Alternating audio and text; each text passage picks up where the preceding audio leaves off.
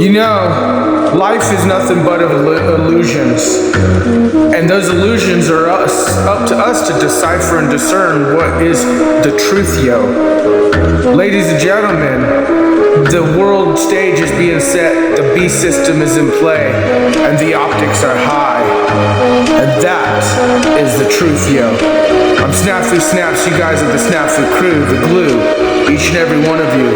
And remember, the optics will continue to run.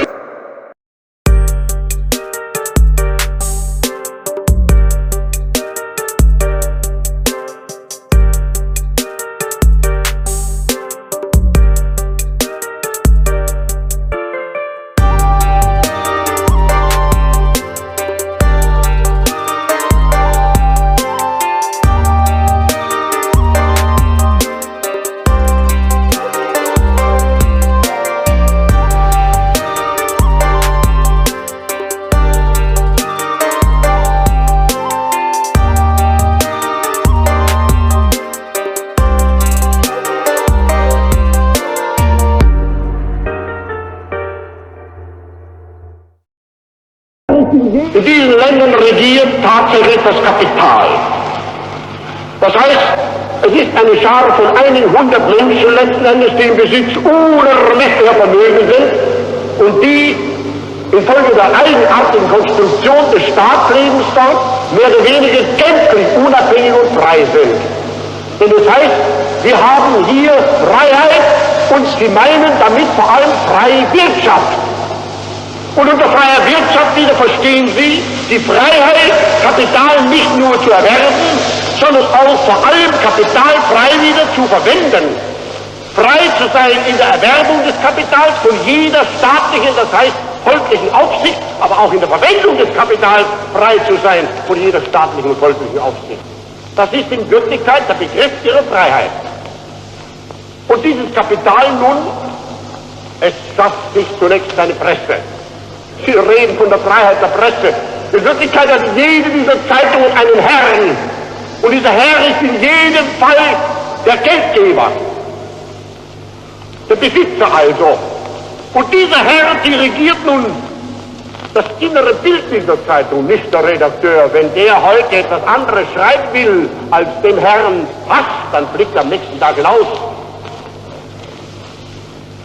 Diese Presse nun, die absolute, unterwürfige, charakterlose Kanaille ihrer Besitzer ist. Diese Presse moduliert nun die öffentliche Meinung. Und die von dieser Presse mobilisierte öffentliche Meinung wird wieder eingeteilt in Parteien.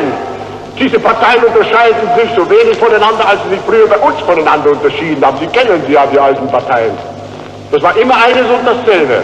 Meistens ist es sogar in diesen Ländern so, dass die Familien aufgeteilt sind. Ladies and gentlemen, I'm Snafu Snaps, you guys are the SnafuKrew. More than ever, censorship of speech. Censorship, the Nazi optics, banning, following policy guidelines and things to that nature which censors your journalism is compliance, is a form of control. And we're witnessing people being arrested for whistleblowing on some of the most nefarious, traitorous optics in the world.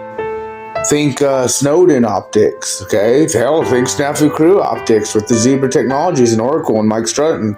Think mini optics. But when it comes to crimes and compliance, this shit is getting serious. People are being arrested for mispronouns, things of that nature. Now, they use other countries for beta test, whether it's HARP or the 5G, anything. A lot of countries like Australia, Canada, so forth, they do things first there, then it leaks into the States, which this stuff's already leaking into the States. But check this out. Canadian law would allow judges to hand down life sentences for speech crimes. This isn't a joke. Oh, Canada. Queen Justine of Canada has decided that his seamlessly limited power to impose his will of ideology on Canadians isn't enough. A new hate speech law in Canada, billed as protection of children, would criminalize speech in Canada to an even greater degree to allow judges to imprison people for life? Life on speech? The law is currently being presented is redundant of other Canadian laws designed to protect kids online. Okay, we talked about the digital experience, right? And again, used as a Trojan horse for extreme over-government overreach. Canada, right? These new bills, laws, legislation getting snuck in. Life for making memes. Life for speech. Life for speech. Imprisonment. Think about that. The optics are high.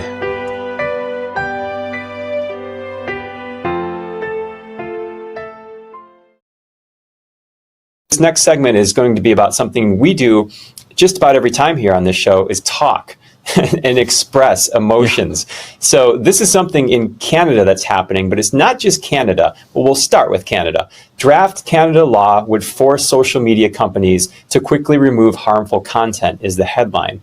And then another one out of Canadian journalists, CBC, long-awaited online harms bill proposes higher sentences for spreading hate online. It says legislation would establish a 5-member digital safety commission to enforce new rules. So here we go. Great, more government bureaucracy, as if we didn't have enough through COVID. So especially up in Canada, very interesting. So let's just go to the bill and forget about the headlines now, and let's just see what the bill says. So this is Bill C-63. It's in the Canadian House of Commons, and it enacts what's called an Online Harms Act. It also amends the Criminal Code and the Canadian Human Rights Act. So it's really making some big moves in Canada. And you can go in there, and it actually defines hatred. So you have a human emotion now that's trying to be legislated and controlled by the government. It says hatred means the emotion that involves detestation or vilification, and that is stronger than disdain or dislike. So, instead of just trying to work through... Got it. Understood. Know exactly where to bowl that one. Right, and instead of trying to just work through this with conversation, with open dialogue, the government's going to step in and say, we're going to tell you how to deal with that emotion. And so let's go further into this bill here. So it says an offense motivated by hatred. So if someone does something and they find it's motivated by hatred, this is what it says. Everyone who commits an offense under this act or any other act of Parliament, if the commission of the offense is motivated by hatred based on race, national or ethnic origin, language, color, religion, sex, age, mental or physical disability, sexual orientation, or gender identity or expression, is guilty of an indictable offense and liable to imprisonment for life. The only other thing you get imprisonment for life for pretty much in Canada is murder, manslaughter. So they're going to put that up there. If you say something, you commit a hateful offense to somebody. Imagine whatever, saying you're angry that you just found out your kindergartner was just shown images of transgender sex change operations. I mean, these are things we've seen in the Netherlands and England. I mean, imagine you say, wait a minute, I'm totally against that. Oh, you're being hateful? Because if you are, guess who's going to jail? I mean, that's just one example that pops in my head. There's like a million ways this could go south. Right. Well, it can go south a lot more, and we're going to get into that right now. So in that, it's an offense. So someone could say, well, yeah, if someone's committing a criminal act, an offense, then if they're doing it in a hateful way, I don't know if anybody does a joyous offense, but they're going to tack this on for possible life imprisonment. But then it has pre-crime in there, written in there. So this is the actual language. It says fear of hate propaganda offense or hate crime. And it says a person may, with the Attorney General's consent, lay an information before a provincial court judge if the person fears on reasonable grounds that any person will commit, and then it goes on to say these hateful offenses. So if a person believes that someone may do something but hasn't done it yet, they can start a case. And then it goes on from there. And this is just a couple more things. It allows someone to make a complaint of a discrimination anonymously. So you don't get to know who's accusing you.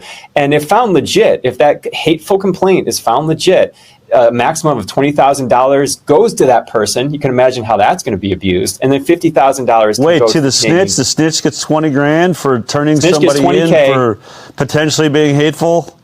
Wow. Yeah, absolutely. And the Canadian government up to $50K. So there's $70,000 that is on the line there for an anonymous, whistleblower, snitch, or whatever you want to call them. But, more importantly, so we have the individuals that will abuse the system on this. It's written right in their bill. You can see how this can happen. But you have a government there, namely a leader there, Prime Minister Justin Trudeau, who seems to throw around these words in situations that they do not apply. Namely, when the truckers were protesting the vaccine mandates, the vaccine passports, the ones that didn't stop transmission, this was the headline. Trudeau accuses Canada truckers of hate, abuse, and racism as he tests positive for COVID after evacuation. You go in this article, it says Canadian Prime Minister blasted a convoy of truckers protesting vaccine mandates as showing disrespect to science and championing hate, abuse, and racism hours after announcing he had tested positive for COVID-19. I mean, so much wrong with that right there, but you can see the lining up. It's already happening. So imagine if this C-63 bill was already implemented and being used, if those wheels were greased. You have to wonder, Trudeau assembling and saying, I don't want that vaccine. It just failed you, Prime Minister. I don't believe it works. Well, that's now a hate crime because the Prime Minister that's now sick has decided that you're full of hate in being against the vaccine. It sure looked hateful, all those people dancing in the streets. I mean, it's really, you don't even have to use your imagination. This is really totally out of control. It's so dangerous. And I was just up in Canada speaking to people up there. They're really terrified of the way that they were treated during that. They shut down bank accounts, as we all now know. And now you have a bill coming out of that saying not only do we feel like we're justified in the future, we want to throw you in jail for life if you ever attempt to speak out against the government again and anything we want, any product we want to force on you. And Trudeau used one of the most aggressive tools he had at the time, the Emergencies Act, which a court found he had no reasonable justification to do that. So imagine again if this, and this bill, this legislation is not a law yet. So people can fight this, and a lot of people are fighting this, even outside of Canada. They're standing behind Canadians in trying to fight this. Now, ladies and gentlemen, let's just be real. Free speech is speech. The word speech itself cannot harm anyone. Now, people getting triggered or actions because of their feelings of speech, yes. But the actual word itself does not physically harm or hurt anyone. And so I heard a wise person say even hate speech is protecting speech in a way, because when people start to get to judge speech, that's a very slippery slope. Who is the one who gets to start judging speech? And again, we're witnessing the optics of the attacks on speech on all sides. But in a new world order, beast system world, it will be controlled. Period. The attacks on speech are in play. The optics are high. Distortion. And here at home, Putin's friends are trying to rewrite our history and hijack our future. They are spreading hate from behind their keyboards. And let there be no doubt what's at stake in these elections.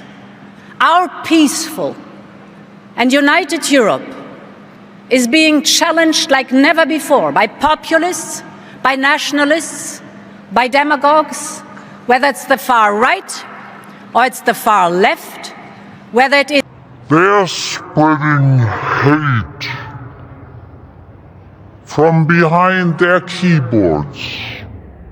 They're spreading hate from behind their keyboards. Today, we're taking a stand against woke nonsense.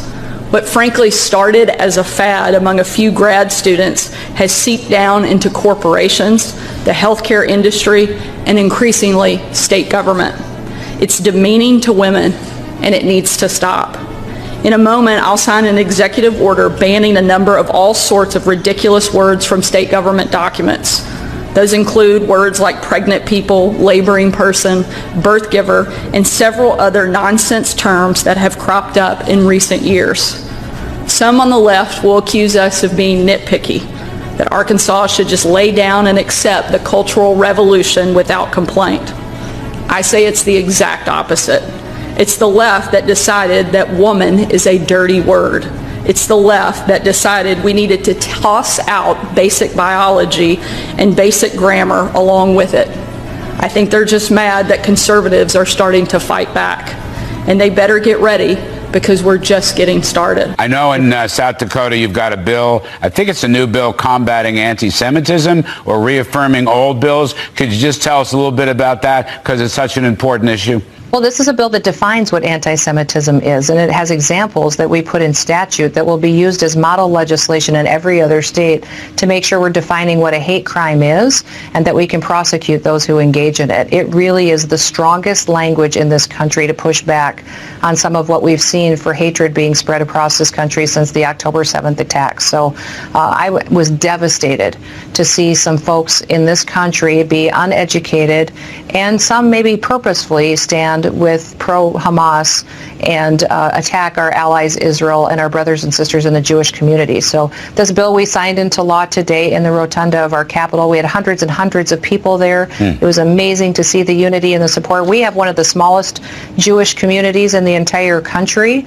but we dearly love them and stand with our allies and are proud to sign this bill that I believe many, many, many other states are going to use because it gives them strong language that we can win in court and prosecute those who engage in hate crimes. For the first time in the history of the FBI, for the first time in the history of our federal government, they are treating non-violent misdemeanor offenders, especially those who have a voice, who have a platform, who have a larger bullhorn than the average maybe independent journalist has, in a manner that is in fact like felons. I mean, the most egregious case that I know of is the case of J.D. Rivera, a professional videographer, photojournalist out of Pensacola. He was in D.C. with all of his professional gear, contracted by an actual mainstream television station in Mobile, Alabama.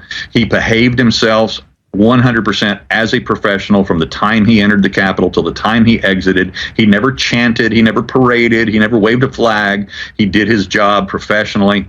And then a few days later, after he got home, he was swatted by over 20 FBI agents, swatted with guns up on his self, on his wife, on his children, as well as visiting relatives they had at their home that day. And when he was taken away on the same four misdemeanor charges that I'm charged with, and then he was taken away, and he decided that he was going to fight it and that he was going to go to trial, that he was not going to plead guilty to crimes he did not commit. He was convicted on those four misdemeanor charges. He was sentenced to 8 months in prison in a medium security prison, held in solitary confinement the first 2 months. When he got out into the general population, that's where he learned for the first time that no misdemeanor defendants go to that prison. In fact, all of the professional criminals that do that for a living, that they commit real crimes and go to real prisons, they all informed him. In fact, they thought he was a plant or a narc or something when he told him that he was there for misdemeanor offenses. They said, no way. That doesn't happen here. He said it does if you're a January 6th defendant. While other networks lie to you about what's happening now, InfoWars tells you the truth about what's happening next. Visit Infowars.com/show and share the link today. And I'm now joined by one of the latest politically persecuted journalists of the Biden administration, treated like a criminal in his own country for his rights as an American and for his work as a journalist. Steve Baker from The Blaze joins me now. And Steve, obviously I know because I've been there. You've done the rounds. You've done a bunch of the interviews. You've had kind of the spotlight on you. I mean, it's a big story when a journalist is a political prisoner in the United States of America. And so now you're playing the waiting game. But let me just get the details in your own words so that people can best understand. What is it? What did you do on January 6th that the Biden administration wants to throw you in shackles and into a prison for? I did much of the same thing that you did. I used words they didn't like. Ultimately, at the end of the day, that's what this is about. It's not about the journalism that I'm doing. It's not about the fact that I was there. There were some 60 journalists that actually went inside the building that day. Now, there was another 100 inside covering the certification of the Electoral College vote. We know about that. They were there with permission. They were there invited to be there. But then those 60 that allegedly then crossed over and through a restricted area or into a restricted space, regardless of whether they had press credentials or not, they're not allowed to do so without express permission from law enforcement. So whether they had a congressional press badge, they had no press badges, whether they were freelancers, stringers, independents, photojournalists, written journalists, whatever the case may be, nobody had permission to cross that line. But what we're seeing happening in the aftermath is not a fair. And well, as I say, the scales of justice are not balanced. We're seeing that two-tiered persecution that's taking place because so far only voices from the right side of the political spectrum are being charged, are being prosecuted, are being imprisoned for having been there and for telling their stories, whereas those from the left side of the political spectrum, their voices are not being chilled. They're not being charged. They're not being arrested. And so that's what's happening right now. Well, and I did the comparing and contrasting specifically when it came to leftists that would disrupt congressional activity, like David Hogg standing up and disrupting a gun hearing, or Code Pink, or climate change protesters. This is a common thing for the left. And by the way, I've argued that they have the right to do that as well without being incarcerated, and I will stand by that. But do you know specific examples? Like, do you know specific names and companies of other journalists out there that broke those same lines that are not being persecuted? Absolutely. We've got a running list of about 60 right now that we've identified. And they're all affiliated with either mainstream media or left-wing media? Not all. I mean, some of them are like myself and you that are working on the right side of the media, and of course. But I'm those talking are the about guys the ones that aren't getting persecuted. Yeah, right. The ones who are not being persecuted are the ones from the left side. Not a single one. Sadly, I'm not surprised. Now, when did you find out that you were being charged? Do you know the exact date? It's been an ongoing system of threats since the beginning. I did my first cooperative interview with the FBI in October of 21. A month later, my attorney received a email from the assistant U.S. attorney that had my case saying that I would be, quote unquote, charged within the week. Now, that was the week before Thanksgiving in 21. And then we did a media offensive at the time. Apparently, we were successful in backing them off for a while because the DOJ went silent on my case for 20 months. We didn't hear from them for 20 months until suddenly I was in the process of executing an agreement with Blaze Media to come on as a correspondent with them in August of last year, that my attorney received notice that I was getting a grand jury subpoena for my videos that I had taken on that day. And so, obviously, I shouldn't say it's obvious to everybody. I didn't know it at the time, but grand juries are not seated and called to investigate misdemeanor offenses. So if they were looking at me and looking at my work, they were looking at me for a felony charge. And of course, that was my attorneys that informed me of that unfortunate circumstance at that time. So after complying with the grand jury request, and I turned over all of my video, they went silent again for another 4 months. And then on December 14th, just a few days before Christmas last year, we received another notification. I was actually sitting in the office of Representative Thomas Massey in the Rayburn building there at the Capitol. And I had a text from my attorney. He said, "We need to talk." I knew it had to be bad news. It's never good news when your attorney texts you like that. So I stepped out into the hallway, placed the call, and he informed me that I was he had just been informed by the FBI that I needed to self-surrender the next week in my home town of Raleigh, North Carolina. By then, I'm working for the Blaze. The Blaze machine went into full attack mode, and within 24 hours, the DOJ backed down yet again. And then we got notice the very next day, late in the day, that they were going to delay my self-surrender until sometime after Christmas. We didn't hear from them again for 2 more months until, of course, last week when we got the notification that they were expecting me to self-surrender last week, which I did on Friday here in Dallas. Folks, you're hearing the story of Steve Baker, the latest journalist to be politically persecuted by the Biden administration.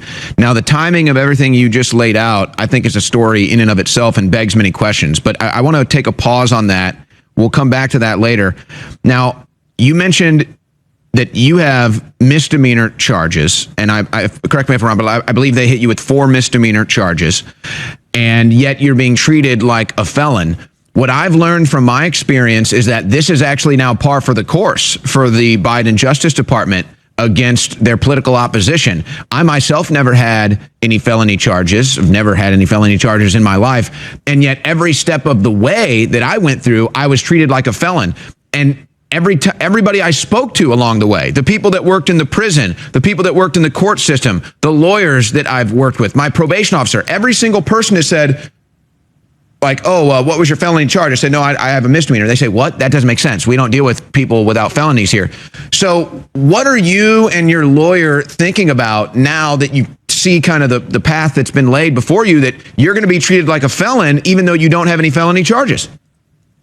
I think in the 30,000-foot view, the most important thing that we're going to do is we're going to use the publicity that has been put upon me from this situation to make that exact point that you're making right there, Owen, is that for the first time in the history of the FBI, for the first time in the history of our federal government, they are treating non-violent misdemeanor offenders, especially those who have a voice, who have a platform, who have a larger bullhorn than the average, maybe, independent journalist has, in a manner that is, in fact, like felons. I mean, the most egregious case that I know of is the case of J.D. Rivera, a professional videographer, photojournalist out of Pensacola. He was in D.C. with all of his professional gear, contracted by an actual mainstream television station in Mobile, Alabama. He behaved himself 100% as a professional from the time he entered the Capitol till the time he exited.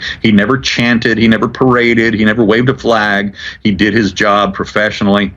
And then a few days later, after he got home, he was swatted by over 20 FBI agents, swatted with guns up on his self, on his wife, on his children, as well as visiting relatives they had at their home that day.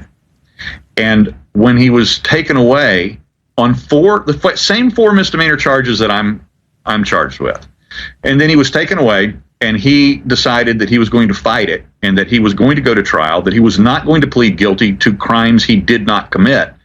He was convicted on those 4 misdemeanor charges. He was sentenced to 8 months in prison in a medium security prison, held in solitary confinement the first 2 months. When he got out into the general population, that's where he learned for the first time that no misdemeanor defendants go to that prison. In fact, all of the professional criminals that do that for a living, that they commit real crimes and go to real prisons, they all informed him. In fact, they thought he was a plant or a narc or something when he told him that he was there for misdemeanor offenses. They said, no way. That doesn't happen here. He said it does if you're a January 6th defendant. That exact same thing happened to me. In fact, of the few nicknames I had while I was away, one of them was misdemeanor. Now I don't know about this gentleman's case. Luckily for me, I mean, I was a bit of a high-profile inmate, and word can spread fast in prison. There's not really any outside communication, so they found out, who I was, and they realized, oh, well, he's definitely not a narc. I would hope that, being a narc, you're not going to get treated well. But what do you make of the timing? Because, again, you went through the timeline, and none of it really makes any sense. Do you think that they're just so overwhelmed with all the different journalists that they're politically persecuting that they just kind of decide when they're going to pursue each case or when they're not? Or do you think there's some other timing element to this? I mean, why do you suppose the odd timing of this and waiting and then backing off and then getting aggressive and then waiting and then you're charged? Oh, and are over right now 100 identified on the FBI J6 most wanted list and identified also by the sedition hunters. They know their names, they know where they work, they know their addresses. They are accused of being violent offenders. On the FBI list, they're known as, AFOs, assault against federal officers. There's even, just as you may recall, just a couple of weeks ago, we saw for the first time an individual actually fire 2 rounds from a handgun up on the scaffolding on the west side of the Capitol. We'd never seen that before. This was new, unreleased video. Turns out that the FBI and the sedition hunters have known who this individual is for 2.5 years. Why is he not at the front of the line of being arrested? And myself, curiously, I get a grand jury subpoena exactly at the time that I'm being hired by the Blaze. Well, and for folks that don't know, and I mean, quite frankly, I've just been so sick of the January 6th coverage. I have all these journalists hitting me up with that story. They're saying, you got to cover this, you got to cover this. Yeah, a guy fired off a gun in the crowd, and yet the FBI is not interested in that individual. Same thing goes with the pipe bomber. You wonder if they don't have something in common. You mentioned earlier that you had turned over your footage from that day. Was there anything else that the FBI was asking of you or that you voluntarily turned over? Because they basically asked me for everything, and I voluntarily turned it all over because I have nothing to hide, and I wanted to prove to them that not only was I innocent, but everybody in my sphere of contacts was innocent as well, and I wanted to put the whole fake narrative to bed. But I learned quick that the FBI knew the whole thing was fake. They pretty much admitted it to me. Most of the other attorneys involved in this know it's fake. It's just the people at the top making the calls. Well, what all did they request from you, or are you still kind of in that negotiation point?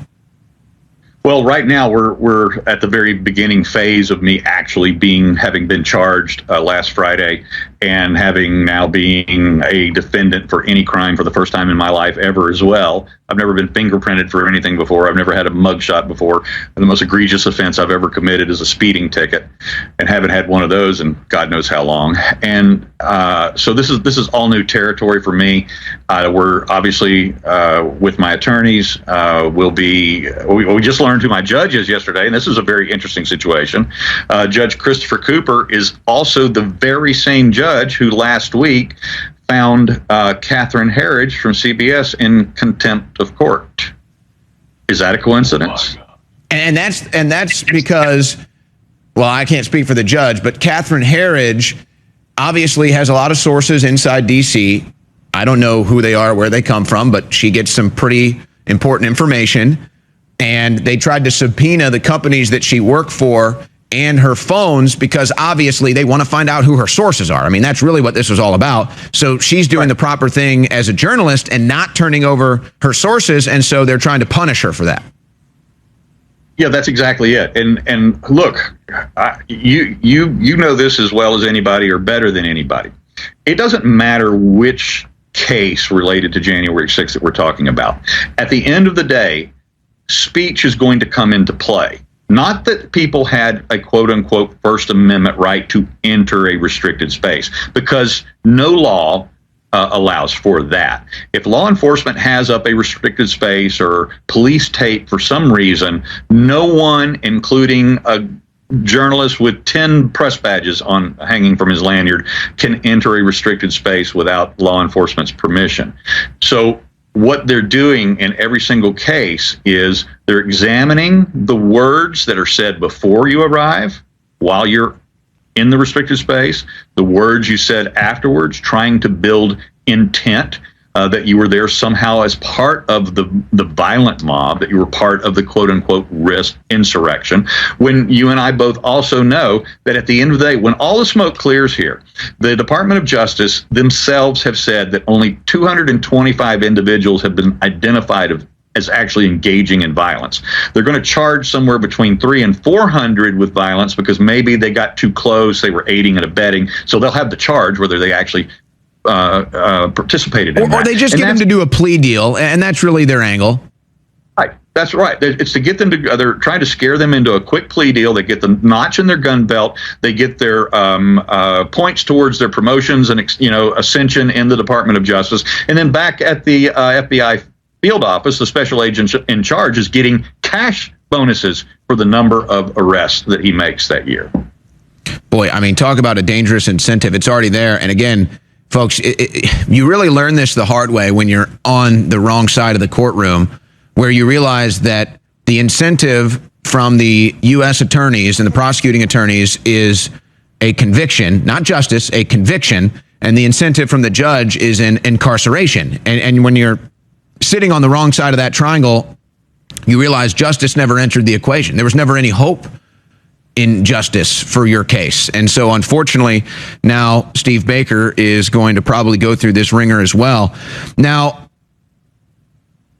when you think about your activity and some other journalist activity from that day, you're filming a historical event. You're filming a newsworthy event. That's what you're doing. That is totally normal activity, nothing illegal or criminal about it. Certainly no intent there.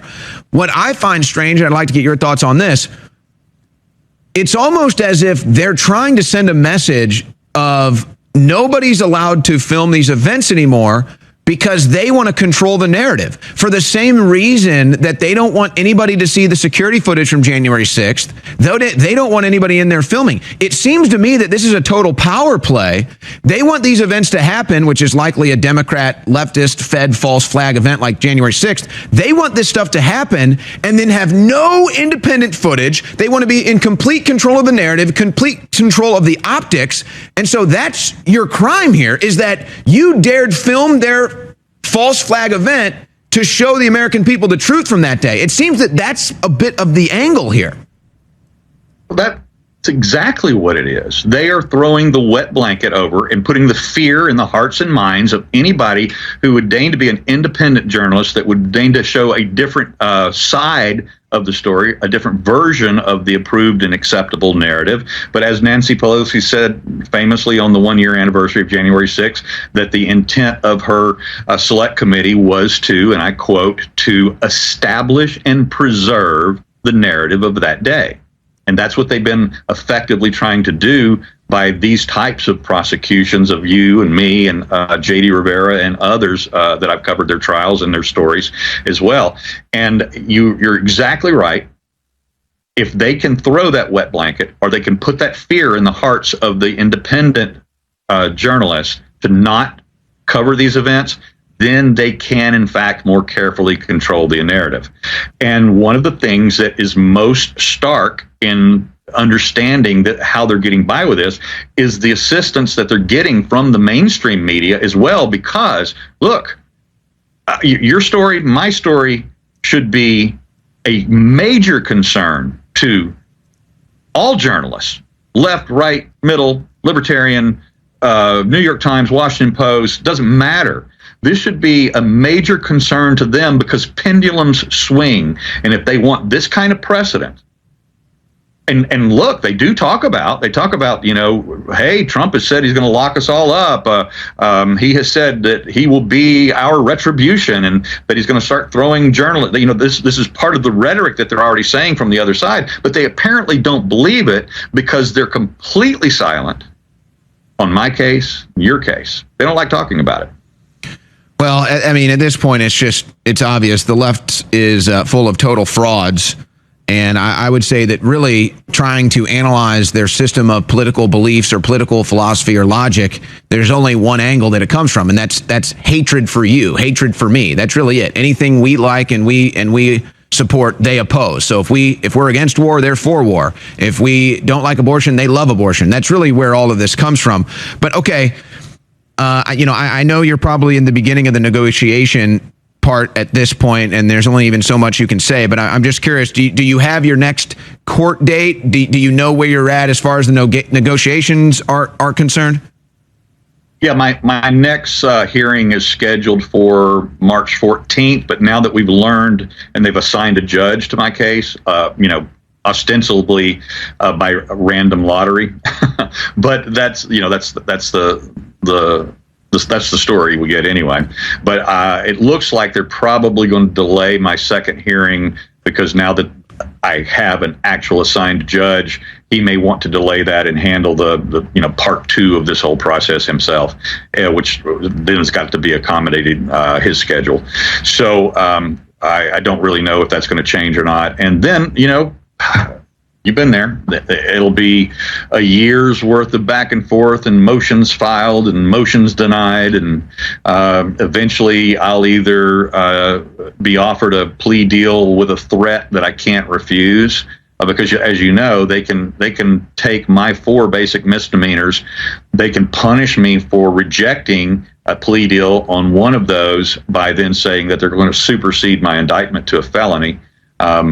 So, I mean, it's a minefield now for the next few months for me. Yeah, and I'm speaking for myself because I've had to answer these questions. I'm not speaking for Steve here, but folks, when you get into this position, they are telling you you're going to be a felon, you're going to face decades potentially in prison. And so when you're looking at going to trial in a DC jury that hates your guts, you have to make a choice. I made my choice. Other individuals that have been charged saying we're going to go to trial. It's going to be interesting to watch those things. We'll be following Steve's case, obviously, closely here as well. Biden gives a State of the Union last night, claims he wants to be a unifier, and yet here you are dealing with the corrupt Justice Department defending your rights as a journalist. You know, it was interesting that the second subject that Biden talked about last night was January 6th.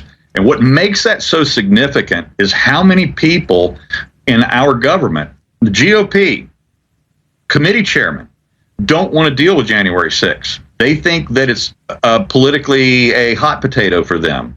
We had former presidential candidate Ron DeSantis. He said he answered questions about January 6th by saying that's the past. We need to look forward to the future. There are major right-wing media sources that don't touch January 6th at all. They avoid it like a plague. Yet it's not going away, and that's evidenced by the president moving that to the second subject he covered last night. Well, and I thought they would kind of let it go away, too, that they sent their message to conservatives. They sent their message to conservative activists, protesters, ralliers, journalists. But for him to go into that, like you said, as the second topic and bring that back up, I guess it shows the desperation of the Biden campaign that they have nothing else that they can run on, really. Well, they have to keep this narrative going. They have not completed. First of all, January 6th is the single greatest narrative victory that the left has ever won in the history of this country. And that is by purpose of who set this up, and we're working on that. It's by the purpose of what they allowed to happen and how they manipulated and allowed that whole scenario to build and develop throughout the course of the day. It was allowed by the suppression of intel, not passed down to the right people so that this could have been prevented. And then, of course, there were bad people there doing bad things. There were good people there doing good things that day. Yeah, we're learning more that this, I mean, the whole thing, it appears, I would say 99.9% as a setup to set up Trump supporters. Steve Baker, thank you so much. Godspeed. TPC4USA.com or at TPC4USA on Twitter. Thank you, Steve. God bless and Godspeed. The enemies of humanity have been very good at dividing and conquering us. But if we simply start thinking about things according to the definition of is it pro-human or is it anti-human, we start to win. And that's why I had the idea for Team Humanity. I brought it up to Elon Musk. He loved the idea. What would you call the debate and discussion about a pro-human future? Just Team Humanity? Yeah, Team Humanity. Absolutely. And so we have the t-shirt, Team Humanity with a nuclear family, standing against the globalist. This shirt is a great conversation starter, but it also is a fundraiser, keep InfoWars on the air so we can promote and support Team Humanity. I want to thank you all for your past support, but I want to encourage you all now to understand that this is a revolution against the globalists, and it is so critical now to signal the fact that you are part of Team Humanity. We're told humans are the problem. We're told we're killing the earth. We're told all this garbage, so we hate ourselves and stand down and roll over and die. We're not going to do that. Get your Team Humanity shirts now at InfoWarsStore.com, and I thank you all for your support. The truth is we want to focus on protecting the First Amendment. Mr. Schellenberger, are you a Republican? No, I'm not. You got any pro-Trump bumper stickers on your car? I voted for Biden. Voted for Biden. You know how many MAGA hats laying around your house, right? I do not. Yeah, but you said earlier, both you and Mr. Taibbi said this is the most chilling thing you've ever seen as journalists. Mr. Taibbi, the same thing. You're not a Republican either, right? No, I'm not. You didn't vote for. I mean, like, This is about protecting the First Amendment. Mr. Taibbi, I want to read from your Twitter file number 9. You say this: after weeks of Twitter files, the Bureau issued a statement Wednesday, referring to the FBI. Here's what the FBI said. It is unfortunate that conspiracy theorists and others are feeding the American public misinformation with the sole purpose of attempting to discredit the agency. You then follow up, and this is why I think you're an award-winning author, you then follow up, they must think we're unambitious if our sole aim is to discredit the FBI. After all, a whole range of government agencies discredit themselves in the Twitter files. And then you go on to, in this particular Twitter file, to talk about what Mr. Bishop was just talking about, the GEC at the State Department. You talk about the CIA. You talk about the DOD. You talk about the FBI. You talk about the DHS. You talk about the Foreign Intelligence Task Force, which is a combination of all these. But there was one agency you didn't mention, because you didn't know at the time. One agency, you had almost the whole alphabet, but you didn't mention one agency, the FTC. Because you know about them now. Yes, we do. You know do. about them now in an up-close and personal way. You didn't know then, but you do know now. December 2nd, as I said earlier, December 2nd, the first Twitter file comes out, Mr. Taibbi. And I think there are 5 others, including the ones from Mr. Schellenberger.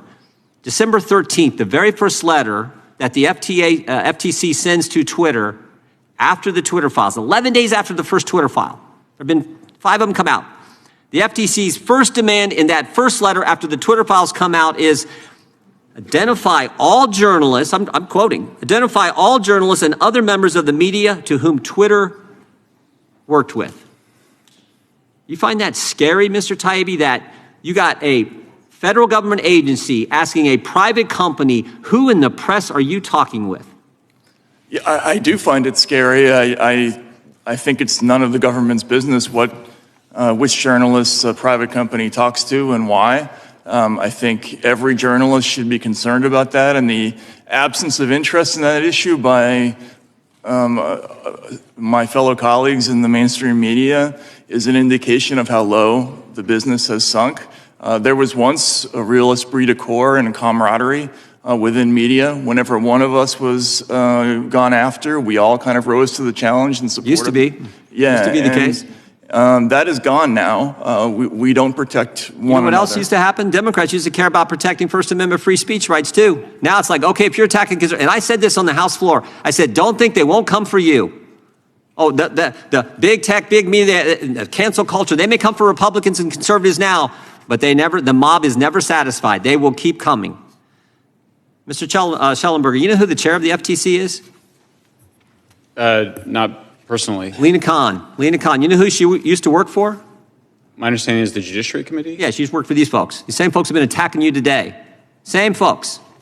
Chair of the FTC, worked for them. Here's what they said. Here's what she said in a letter where they ask about who these journalists, again, they named 4 journalists by name. You were 2 of the 4. As I said before, I think it's frankly courageous and brave of you to show up today when you know the federal government's got an eye on you personally. Here's what they asked for in that letter. Any credentialing or background check Twitter has done on journalists. Now think about that. The federal government is saying, we want you to do a background check on members of the press. Freedom of the press mentioned in the First Amendment, and they're doing they want Twitter to do a background check on you before they can talk to you in America. The FTC, led by Lena Khan, who used to work for these guys, is asking that question. Now we know. Now we all know why. You guys said at the outset, this is the most chilling story. And you guys are New York Times bestsellers, award-winning journalists. But in all your time in the journalism field, this issue, most important. And how this, I think, what'd you call it, Mr. Schellenberg, this complex, what'd you call it, the censorship industrial complex. Totally. This web of censorship, big government, big tech, NGOs, all this web of censorship that Mr. Bishop was getting into in his line of questioning. That's what this committee is going to get to. And that's not right or left. This is just right or wrong. This is wrong. We know it's wrong, and it's about protecting the First Amendment. I yield back. I now recognize All right, guys, let's just be real. You don't. The whole world is a chessboard, right? We're witnessing the pawns in play, the bishops, the queens, the kings, the movements, the sacrifices, and transition of power throughout the board. You don't have to just look in the United States. You don't have to look at just China or Russia. You look at them all. The world stage is being set. The optics are high. #TruthYa. Well, his is a name you've probably never heard. Gonzalo Lira. Why should you know him? Because his story is a microcosm of the entire Ukraine narrative. A narrative that claims to be one of freedom and democracy, but in fact appears to be shrouded in darkness and oppression. Lira was an American citizen, but for the last 7 years he lived in Ukraine with his Ukrainian wife and 2 young children. He was arrested by the Ukrainian government for justifying Russian aggression against Ukraine, something here in the US we would call free speech. His father says he was tortured, and then Gonzalo Lira's life was taken. I'm investigative journalist Ben Swan, and over the past year, our team has been investigating the true story of Vladimir Zelensky and the war in Ukraine. In that process, we were some of the last people Gonzalo Lira would ever speak to. He granted us an exclusive interview soon after his first detainment, but he was afraid to answer some of our questions. In fact, here's what he told us when we asked him about claims that the Ukrainian military was blaming Russia for crimes that they themselves had committed. Listen. The fact is that, how can I put this carefully? I don't want to create the conditions or the excuse to lose my liberty at this time. And so I'm going to have to decline. After this conflict is over, I'm happy to tell you exactly incidents that I think were not what they were claimed to be. Gonzalo Lira did not live long enough to give us a second interview or to see the end of this war. A political prisoner in Ukraine, he died last month, reportedly of pneumonia. Again, his alleged crime, he was never convicted, was voicing an opinion that differed from the Ukrainian government. The same government that we have been told repeatedly is a bastion of freedom in Eastern Europe. Days before he died, Gonzalo smuggled the following note from the hospital in which he was held, and it read this, quote, "Tell my sister, I have double pneumonia, both lungs, as well as pneumothorax and a very severe case of edema, swelling of the body. All of this started in mid-October, but was ignored by the prison. They only admitted I had pneumonia at a December 22nd hearing." A week later, Gonzalo's father, Gonzalo Lira Sr., announced that his son was dead. In a statement, he wrote this, quote, "I cannot accept the way my son has died. He was tortured, extorted, incommunicado for 8 months and 11 days, and the U.S. Embassy did nothing to help my son. My pain is unbearable. The world must know what is going on in Ukraine with that inhumane dictator, Zelensky." I agree. And that is precisely why we decided to make this documentary series, Zelensky Unmasked. As I mentioned, our team has spent over a year researching and conducting dozens of interviews inside and outside of Ukraine to reveal what is really happening and what our U.S. taxpayer dollars are being spent on. You know, here at Truth in Media, we were shocked and we were saddened and disgusted by Gonzalo Lira's death. But we also recognize that Gonzalo Lira is only one death of tens of thousands as a result of this war. Millions more have been displaced, and the question is why? In the cause of freedom, or in the cause of a very few powerful people becoming much more wealthy? We aim to bring justice to these lives that have been so unjustly destroyed. So to see our series, you can follow us on X at @truth_in_media, and you can check us out right now at truthinmedia.com.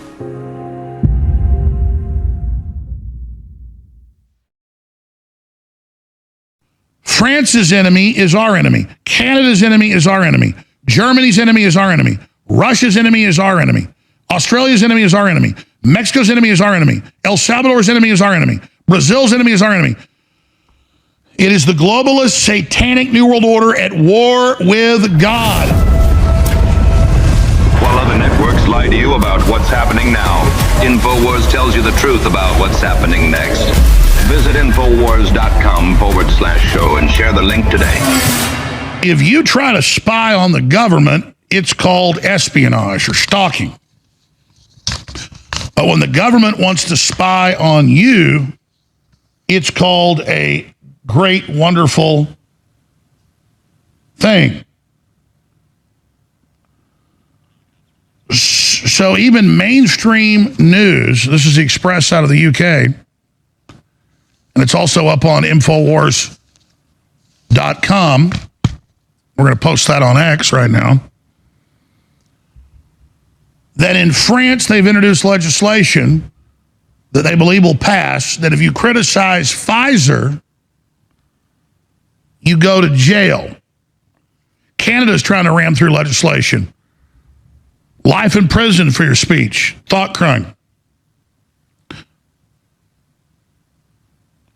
France, Article Pfizer is what the law is called, criminalizing criticism of mRNA injections, passed by the National Assembly. So now it's set to be fully passed. Look at this headline. Thought police snitches. Bill in Washington offers $2,000 rewards to residents who report neighbors guilty of wrong speak. The Washington State Legislature has passed a bill to create a statewide snitching infrastructure for residents who report their neighbors for wrong speak. The bill 5427, which passed both the Senate and the House, and now awaits Governor Jay Inslee's signature, allows private individuals, including non-citizens and illegal aliens, to report bias incidents to the state attorney general's office. Each reporting incident comes with a potential reward payout of $2,000. And you thought we still had free speech. It impedes freedom of speech. It infringes on one's right to confront the accuser. It violates freedom of thought, an implied right in the First Amendment. It steamrolls freedom of religion. It imperils freedom of the press. It says if you misgender somebody or tell them that homosexuality is a sin, you go to jail. And now they've got that law. Where's the Supreme Court? They need to knock this out. And now they got $2,000 to tattle. The same thing's been in place for 15 years in the UK, 20 years in France, 25 years in Germany. Everything you see over there. You know, people on the street say, why do you talk about Australia? Or why do you talk about France? Because the same New World Order is attacking them as attacking us. If Martians attacked Moscow or Durban, South Africa, or Mexico City, I would be just as upset if they blew up Dallas. We're humans. We have empathy. It's a foreign enemy. That's an analogy. That's a parallel. This is really happening. France's enemy is our enemy. Canada's enemy is our enemy. Germany's enemy is our enemy. Russia's enemy is our enemy. Australia's enemy is our enemy. Mexico's enemy is our enemy. El Salvador's enemy is our enemy. Brazil's enemy is our enemy. It is the globalist, satanic New World Order at war with God. And I'm going to expose that next hour and tie it into Macron's man-wife. But their religion is turning reality on its head. That's the French Revolution. It's where it started in modern times. It's the Jacobin Revolution. It's where communism came from. So, they're surveilling us to put us in jail for our speech, trying to intimidate us. You better use your speech or lose it all. And then we've got automakers under scrutiny for sharing consumers' driving data with insurance companies. And it goes on to explain that it's now come out that illegally they're creating a report, and the New York Times has even reported on it, that basically all cars, unless you special order one for 15 years, have tracker software. Most cars for 20 plus years have already had it. Now, as of last year, it is the law that all new cars have it, and California and New York are introducing laws to outlaw classic cars. You think they'll just get an old car, get around it? They're going after everybody. You say, well, what do I have to hide? Well, why can't you track what the government's doing? Well, somebody might use that data who's bad. But when it comes to you, like, why do you have front doors on your house? Why do you have shades? Because you want privacy and you want security. Why do you have locks on your door? Because you're a bad person? No. So it's been codified into law, and the same thing in Europe and Australia. It's all the same laws, same groups pushing it. It's a global government, corporate party, the WEF, Club of Rome, UN, New World Order against humanity. It's the globalists versus humanity. It's the Great Awakening versus the Great Reset. And I would tell people 25 years ago about GPS coming out in the new, quote, fancy cars. And then 15 years ago in almost all the cars. Almost all. I'd say 95%. Because I checked. I tried to buy cars that didn't have it just because I'm trying. And so again, I went into the dealership and I said, I want this turned off in the software. And they're like, we don't even know how to do that. That's not even in the controls. But we could remove the entire digital display system. Again, so you see a digital display. More and more cars don't even have keys. They don't even have handles. And you see this everywhere. Elevators don't have buttons on them. They're digital. It looks convenient, but it's all about the AI control and that you're living in a prison. You go in an elevator, there's no buttons, there's a touch screen. They can just turn it off. Please remember, we're listener supported. We got great t-shirts, books, films, the best. Now, ladies and gentlemen, the world stage is being set. The New World Order minus Hulk Hogan beast system agendas are in play. The rituals are happening. Hell, we've been showing you pedo pogo optics, big tech, and fucking the pedo fucking optics and just criminals, traitors, frauds, scamming shit, the digital experience. But let's remember, there's reasons why the TikTok ban and many other optics are in play.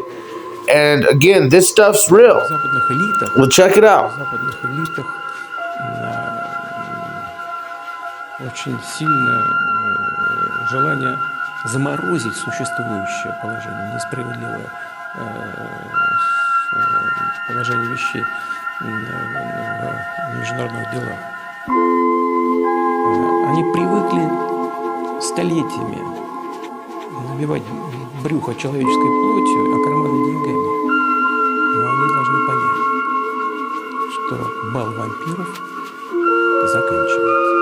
Weapons are there to be used, and we have our own principles, rules of engagement, and we are ready to use any kind of weapons, including the ones you mentioned. If the existence of the Russian state is at stake, if our sovereignty and independence is at stake, it's all written down in our strategy. We haven't changed it. On this vote, the yeas are 352, the nays are 65. One present, 2/3 being in the affirmative. The rules are suspended, the bill is passed, and without the objection, the motion to reconsider is laid on the table. Okay. Then you have the TikTok ban. Going to be argued tomorrow. The vote is going to take place tomorrow morning. Here's Thomas Massey's statement on this leading up to this. Next week, the House will vote to give Biden the power to decide which apps you can run on your phone. That's the key. Based on whether he deems them to be owned by a foreign adversary. I've never used TikTok, but I'm not voting to give the president new powers to ban it and other apps. House moves ahead with TikTok ban bill despite opposition from Trump. Trump's newfound opposition to a TikTok ban isn't swaying Republicans. House to hold TikTok briefing with Intel officials ahead of vote on potential ban. Oh, the Intel officials are going to get involved. House vote set for Wednesday morning. Now, getting back to Massey's statement. The key here is the House will vote to give Biden the power to decide, the president the power to decide which apps you can run on your phone based on whether he deems them to be owned by a foreign adversary. TikTok, in this case, is the straw man. TikTok, in this case, is the red herring. Now, you have to understand that there's a little bit of a process to be weighed here. Because there's no doubt banning TikTok is going to be bad for whoever it gets blamed on. It's going to have a net negative political result at the voting booth, whoever gets placed with the blame. But part of this is gearing up the narrative to blame Republicans for banning TikTok so that the youth vote doesn't blame Biden for it, even though it ultimately falls on Biden's desk. So that's going to be kind of the political gamesmanship and narrative wars that get fought here. And Republicans are already setting themselves up for a massive failure on that. That's just a red herring. What this is really about is giving the president the power to decide which apps you can have on your phone, as stated by Thomas Massey. So TikTok and blaming it on China is just the entry point. It's just the straw man. What they really want to do is ban X.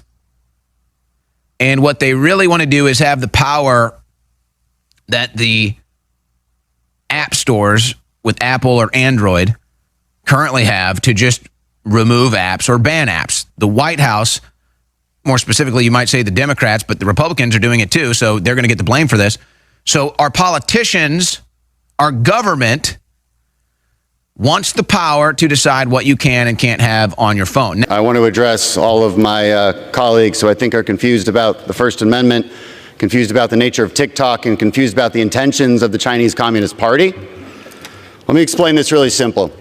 TikTok is owned by ByteDance. ByteDance is in China, and when you're in China, you have to do whatever the Chinese Communist Party says you have to do. That's according to the national intelligence law passed in 2017. If they want you to spy for them, you will spy for them.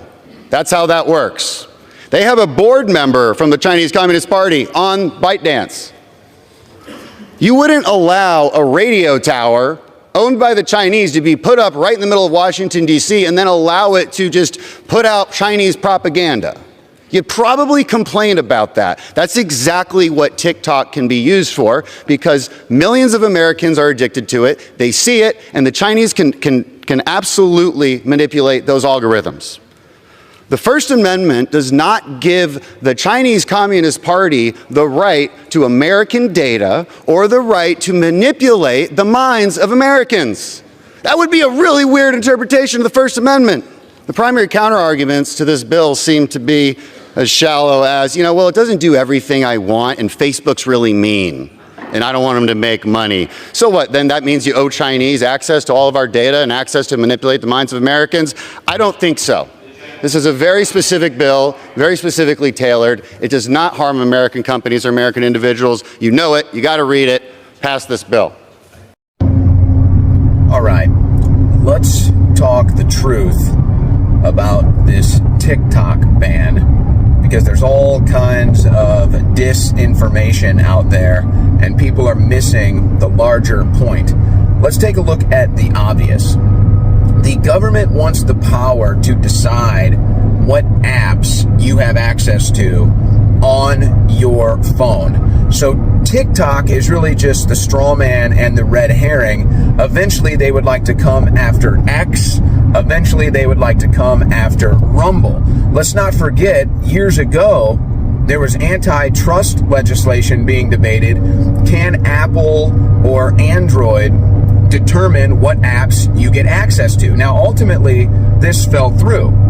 So, Apple and Android were able to ban InfoWars app. They were able to go after Parler and other apps as well. So, this issue of can apps or can you get access to apps was already determined that, oh, well, the companies can decide. But the government wants to decide. Now, people want to make this about China. Let's be perfectly clear.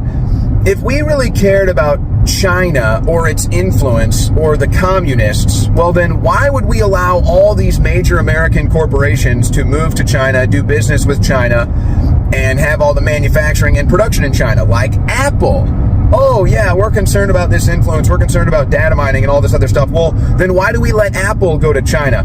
Are we really that concerned about China? Let's not forget that the President of the United States is bought and paid for by China. He has his son Hunter Biden call up these Chinese oligarchs and threaten them if they don't pay their father, the Biden crime family, and they laugh.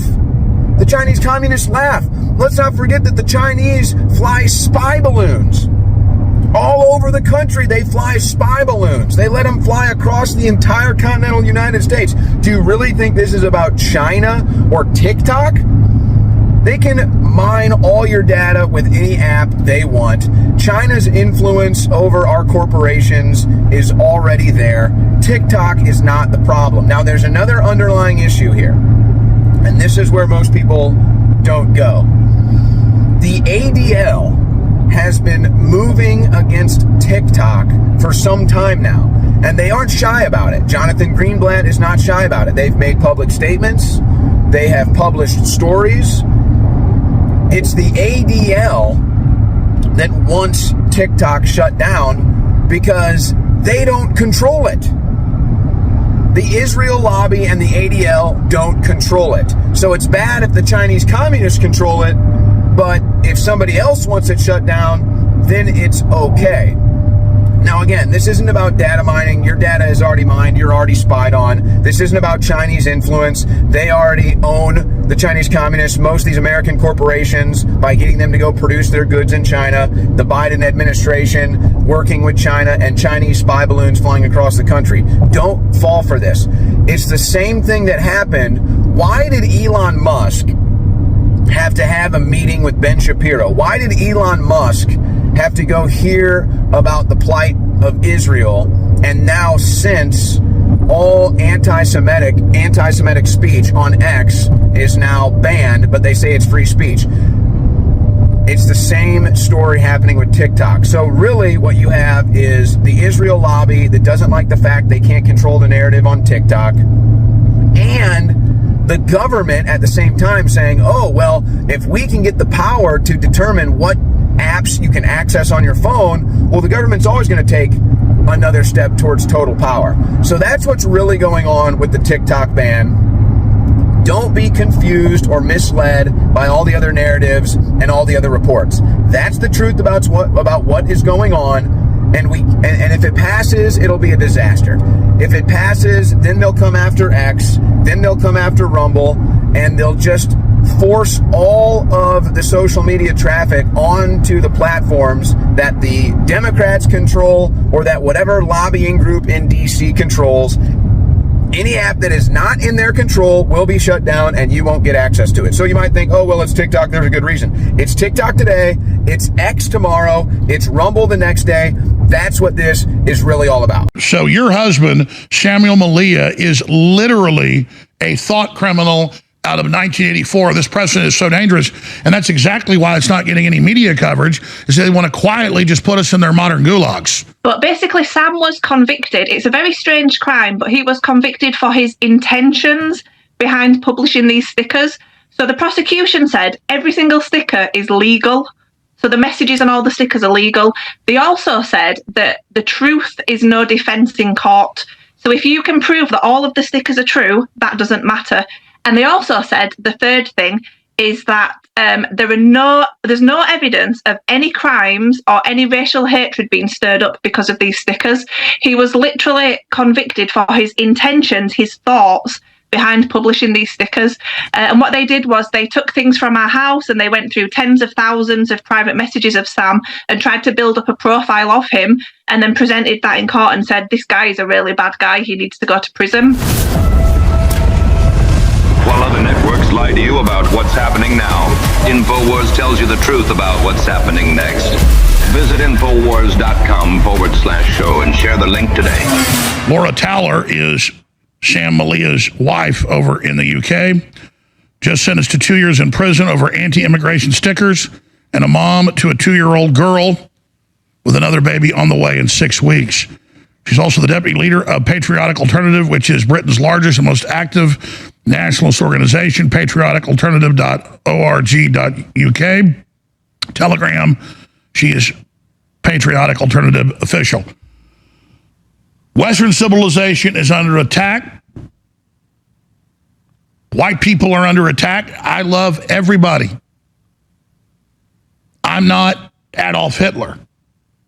But when the left mobilizes the 93% of the world that's not white to then say white people are bad, and we have 20-to-1 black on white crime in the big cities, 10-to-1 in the rural areas, it's not the majority of black folks, but it's a very active minority that's attacking us. And the FBI and the ADL fight like the devil to cover that up. It needs to be repudiated. If we had 20-to-1 white on black crime, I'd be against it. And her husband put out stickers that I agree with almost all of them. A few. I don't try to, make the whole thing Jewish or whatever, but he has that right to say that and do that if a lot of the main refugee groups are leftist Jewish organizations. Even if it wasn't true, he has a right, but it's true. So this is so dangerous. And you say, well, that's the UK. Everything you see in the EU and the UK, remember they had the deputy head of the EU 6 months ago, I played the clip like 30 times, and she's sitting there talking to members of the U.S. Congress at the Davos group. She says, oh, you're going to be shutting your free speech down soon too, right? They're like, yes. So you say what you want about Elon Musk, but he's opened up stuff, way more than everywhere else. So we're thankful for what we're getting there. But Samuel Malia, will roll some B-roll of him going into court. Then he was sentenced, and his wife came out and made a statement. I'm going to post her statement on The Real Alex Jones on X. We'll also post it at Infowars.com, but she's live with us now. Samuel Malia, that's spelled M-E-L-I-A, far-right activist jailed after sticker campaign. I want to show you these stickers. It says things like, they seek conquest, not asylum. And it shows the image of the illegals running across. Why are Jews censoring free speech? I mean, it is the ADL groups doing that. And it's not all the Jews, but they have a right to say it, whether it's true or not. And so, again, you could say, well, he's putting up swastikas, which he's not. You take his right to do that, we all lose our rights. Ask not what Jews can do for your country, ask what your country can do for Jews. And again, the average Jew doesn't support this, in my view, but what I'm saying is it doesn't matter. This guy should not serve 2 years in prison for this because he put the stickers online for people to put out. Here's some of the other ones. I wanted to show the, quote, most incendiary ones first. Tired of the anti-white propaganda? Diversity proximity war.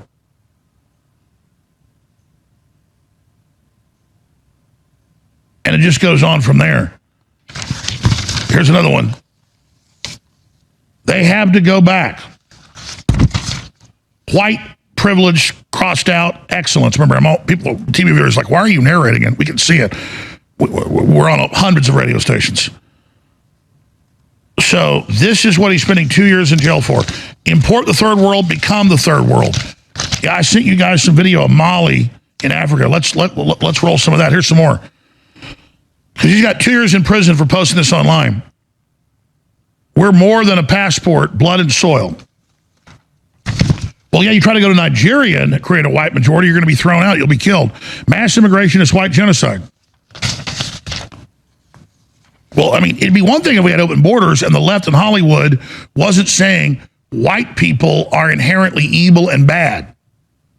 And being white is inherently bad, and we're inherently evil. This is going on. So the backlash is here, and I want to keep it focused on the New World Order and the globalists trying to divide everybody. I don't hate anybody, but at the same time, I'm not going to be politically correct and ignore all this is going on because we are all, I don't care what color you are, because it'll be if you're anti-war, if you're against monopolies, whatever it is, they're setting a precedent, just like with Julian Assange, to put you under the jail if you tell the truth. So we're all Samuel Malia now. Joining us is his wife, mother, also about to give birth to another baby. We appreciate her, Laura Towler, and you can find her at patrioticalternative.org.uk. And whether you agree with her or disagree or agree with some and disagree with some, like I do with some of the stickers, it doesn't matter. You should support it. Remember the old ACLU would go out and support the KKK rallying or whoever, and the Nazis. Usually they were actually ADL operatives that came out. But these people are not even on that spectrum. And there's her husband facing 2 years. So I'm going to try to shut up till we go to break. We'll come back. We got plenty of time this hour. This is a big deal to start wherever you want, how your husband's doing, what he really did, what's happening in the UK. But thank you so much, Laura, for joining us and speaking out for your political prisoner husband. Oh, well, thank you so much for inviting me on, Alex, and raising awareness of this issue. There's been quite a bit of silence in Britain from the main, like the mainstream news outlets regarding the sentencing. And I'm not sure if it's because they know that it's very heavy-handed, so they don't want to raise awareness of it. But basically, Sam was convicted. It's a very strange crime, but he was convicted for his intentions behind publishing these stickers. So the prosecution said every single sticker is legal. So the messages on all the stickers are legal. They also said that the truth is no defense in court. So if you can prove that all of the stickers are true, that doesn't matter. And they also said the third thing, is that there's no evidence of any crimes or any racial hatred being stirred up because of these stickers. He was literally convicted for his intentions, his thoughts behind publishing these stickers. And what they did was they took things from our house and they went through tens of thousands of private messages of Sam and tried to build up a profile of him, and then presented that in court and said, this guy is a really bad guy, he needs to go to prison. And they sentenced him for 2 years in custody with immediate effect, it's just heartbreaking for us because, you know, we have a 2-year-old girl, we have a toddler, but we're also having another baby in 5.5 weeks. And Sam will miss her birth. He will miss her first smile and her first laugh. He'll miss experiencing her learning to crawl. You know, all these special moments that you can't get back, even if we do manage to get it overturned in the future. So it is literal thought crime. It's his intentions, his thoughts behind publishing stickers. It's just a travesty, and it's so good to get so much support from like nationalist and patriotic people across the world. And thank you for helping to raise awareness of this. Oh, we're all in this together. So your husband, Samuel Malia, is literally a thought criminal out of 1984. This precedent is so dangerous, and that's exactly why it's not getting any media coverage, is they want to quietly just put us in their modern gulags. Yeah, well, when the judge sentenced him, he sentenced him for 2 years, and he said, I do have the ability to suspend that sentence, which would mean you don't actually go into custody, you're at home, but if you misbehave again, I'll send you down. He said, I do have the ability to suspend your sentence, but I'm not going to, because I want this to act as a deterrent to other people with the same beliefs. So he's literally admitted in court that he sent him to prison to deter other people from being the same as Sam. And I love the part about the stickers aren't illegal because they can't admit that they're trying to ban free speech in your country, the birthplace. Yeah, well, I'm really glad that you introduced some of the more controversial stickers, because there were stickers that said things like love your nation, reject white guilt, it's okay to be white. There were stickers about abortion, there were stickers about the LGBT community, about saving native species and the environment. There were stickers about COVID, and, you know, there was one saying, like, I think it said something like pubs closed, borders open. Like, if you're locking us down and not allowing people to go to work and destroying businesses, why are the borders open so that... Well, let me ask you this, Laura, because this is a Streisand effect. This is backfiring already. Where do we go to find your husband's stickers in total? And we'll just put them on screen while you're talking. Where's the best place? Well, I'm a bit scared to share them because I think you'll get put in jail. Yeah. Wow, you're in such a free country. However, if you go to Telegram, it was called the 100 Handers, and the Telegram channel is still up. So if you want to go to the 100 Handers Telegram channel, you can go and see all of the stickers. There's 310 stickers in total. The 100 Handers group. Yeah, it's just called 100 Handers. 100 Handers on Telegram, and maybe I'll get arrested by the UK if I ever go back there. Might get banned. I mean, because I'm going to show these. Everybody has a right to see these. Wow. And then there you are, and I understand it. You're not in a free country saying you're afraid to even tell us where we can see what he's been put in jail for 2 years. That is literally Kafkaesque in 1984. You're not even allowed to discuss why the Ministry of Truth has disappeared him. Where is your husband right now? He's in prison. He's in prison in Leeds. He got took down straight away on Friday. Luckily, his cellmate had some credit on his card, so he was able to phone me on, I think it was Sunday that he phoned me, and he just let me know that he was okay. But now I haven't heard from him since because they're processing him through the system. He has to get my number confirmed. He has to allow his credit to sort of go onto his account and all that kind of stuff. So I haven't heard from him since Sunday. I am worried, but I think that's probably natural. I'm pretty sure he's okay.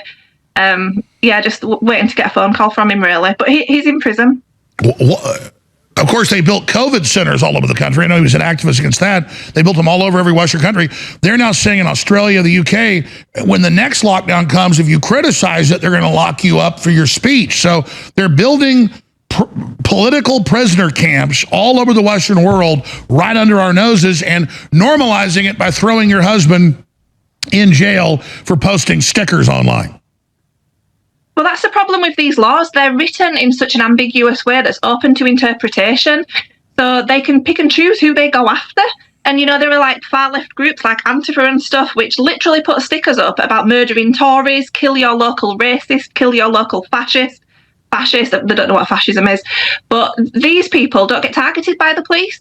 The police can pick and choose the individuals that they want to persecute. And because my husband is a white advocate, he's a white person who advocates for our people, and he criticises the government, they've gone after him. I was telling the crew that they should pull up Justin Trudeau in Canada. He's got legislation he's trying to ram through where you get life in prison for a hate crime, including speech. I have seen that. It just looks terrifying. Yeah.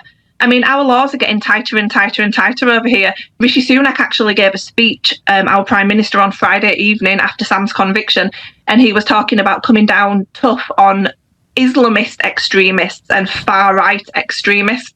I mean, do they mean people like Sam? Are they going to toughen up laws so that he can do even less, so that we're not allowed to go out and protest? All this. Well, that's how it's working. Look. They invade Ireland, they invade England, they invade Scotland. You even got your First Minister in Scotland saying, we're too white, Scotland's bad, white people are bad. And so it's the UN, the globalists, bringing in the brown people and then training them to hate the white people. I mean, it'd be one thing if you just brought them in, but then didn't teach everybody white people are bad. It literally is like Hitler in reverse. It's racial politics run by the left because they know 93% of the world's not white. So they look at the numbers and say, we'll just be anti-white now and then make our political movement anti-white. It's insane. It's so evil. Yeah, well, all of the main political leaders in Britain are foreign. Ireland, Scotland, we've got Rishi Sunak in 10 Downing Street, the Mayor of London, who I'm sure you're familiar with, Sadiq Khan. We don't actually have an English or a British representative at one of those senior positions.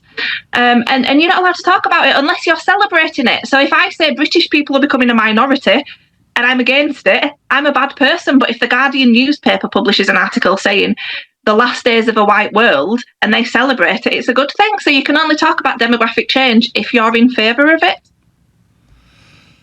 I mean, it really is replacement migration. That's an official UN policy. But I have clips of the ADL saying, and different EU officials, if you talk about replacement migration, that's hate speech. We want to arrest you. It's the UN plan to depopulate the Western world.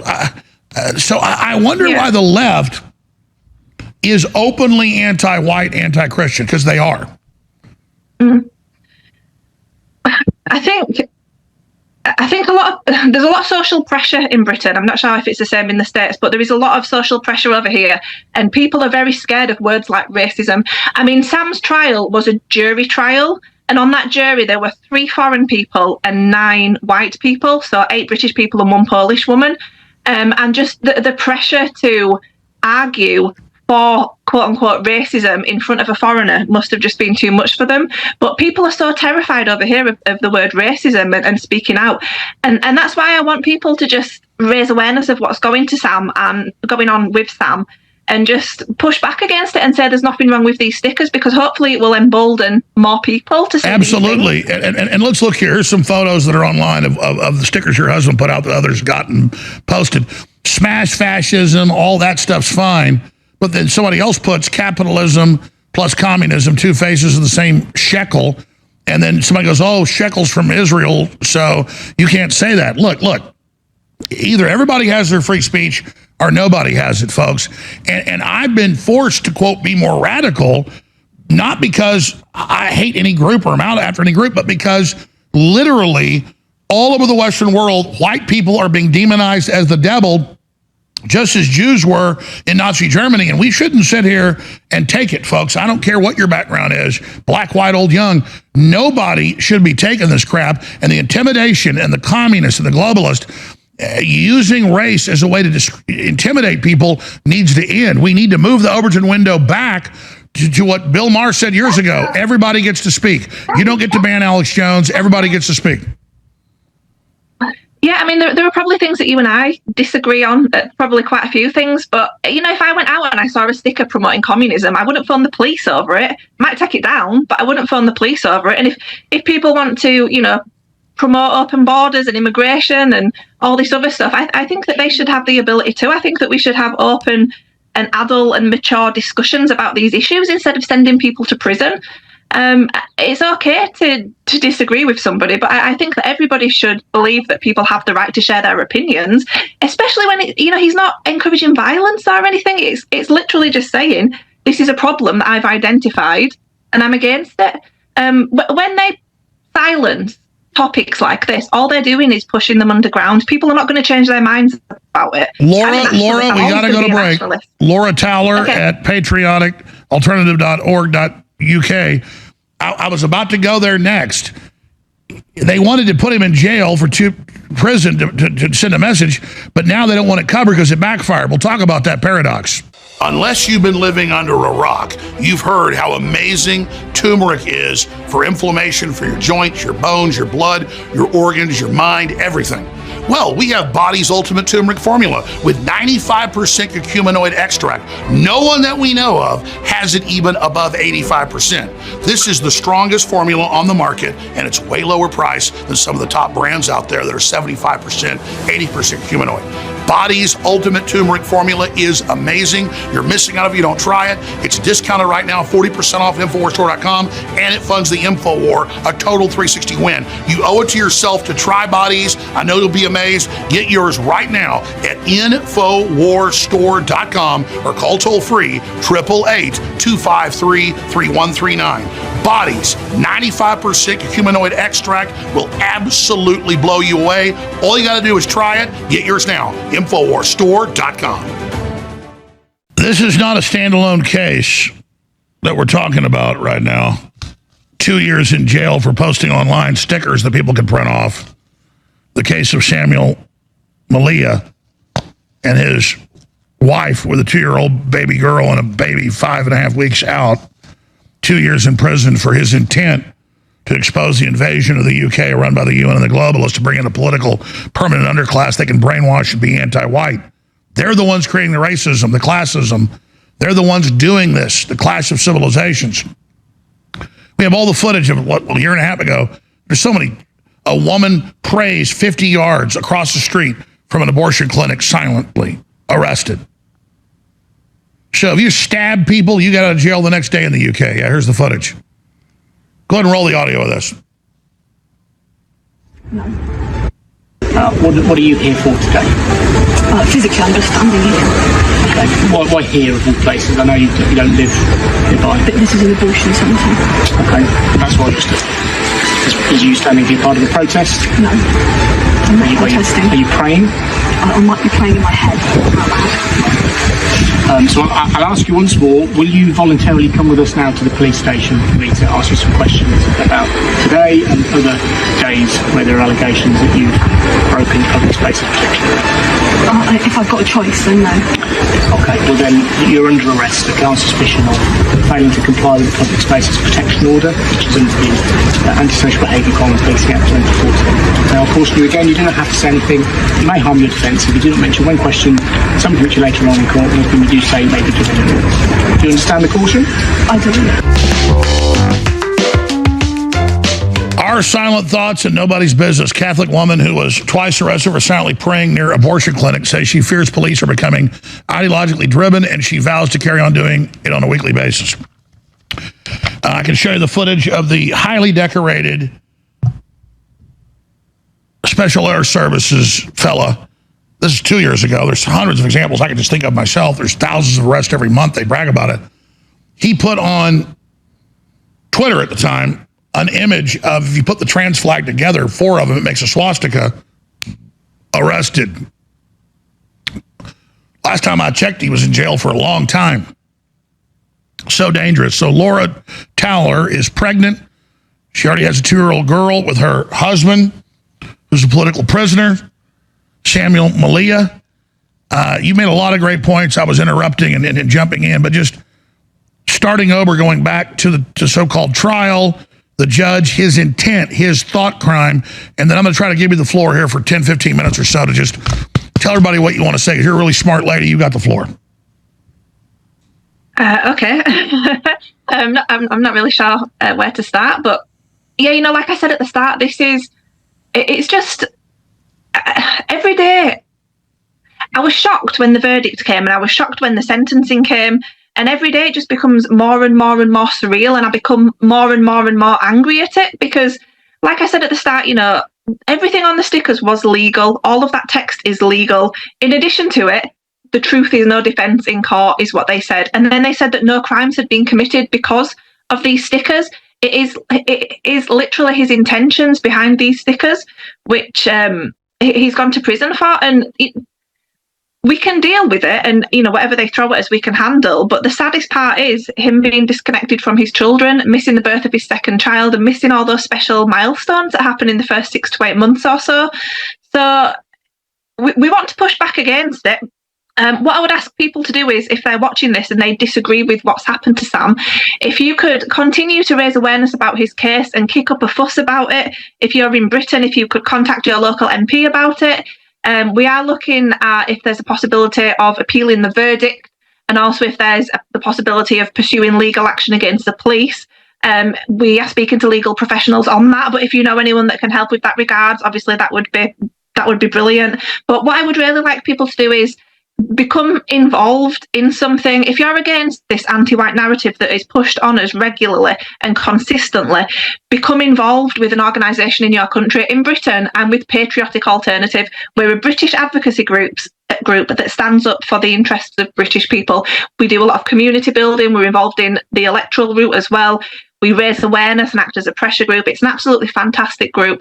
It's Britain's largest and most active nationalist organisation, patrioticalternative.org.uk. I will also say that everybody at Patriotic Alternative is still suspended from Twitter or X. Myself, my husband Sam, PA's leader, Matt Collett, is still suspended. If you can pressure Elon Musk potentially to allow us back on. We were all suspended on the same day at the same time and never given a reason why. When we appeal it, the appeal just gets quietly shut down, and they just don't respond to us. If you could get us back on there, it would allow us to continue spreading Sam's story and also defend ourselves, you know, because there are a lot of lies going around about Sam at the moment, and to be able to debunk them and actually get his story out there, that would be brilliant. Thank you. That is the worst part, because I've experienced it for 5 years, being banned everywhere. You're not just taken offline. You can't defend yourself, and they can make up anything they want. They steal your identity. Yeah, exactly. And at Patriotic Alternative, we're lied about constantly, all the time. We've been going for over 4 years now, and the press will put out an article about us, and it'll just be complete lies, and we can't respond to it at all. And they'll turn comments off on the article so that nobody can reply to it. And it just means that they're allowed to misrepresent you. So when people hear about you for the first time, it's something that's not true, and then they build this impression about you in their head. I just think that freedom of speech for all citizens is so important. And like we've said, you know, during this interview, you might not agree with everything that Sam said, but he wasn't telling people to go out and kill people or attack people or anything like that. He was just sharing his opinions, and he has the right to do that. Well, what's happening is more and more people across the political spectrum and the racial spectrum, when they see the corporate media and the system attack somebody, they know they're good, or they know something's being hidden. So it's gotten so bad now that people see someone being demonized, and it backfires. So go back to that question I had before the break. The judge said, I want to put you in jail for 2 years, put you in prison for 2 years for your speech, for your thoughts, literally for your intent, for putting out these stickers that the public could go see and print and use if they chose to do it. But there's almost no coverage in the UK of this because it's so embarrassing.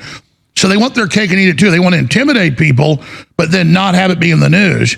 And we're not going to let that happen. That's why stories like this are so important.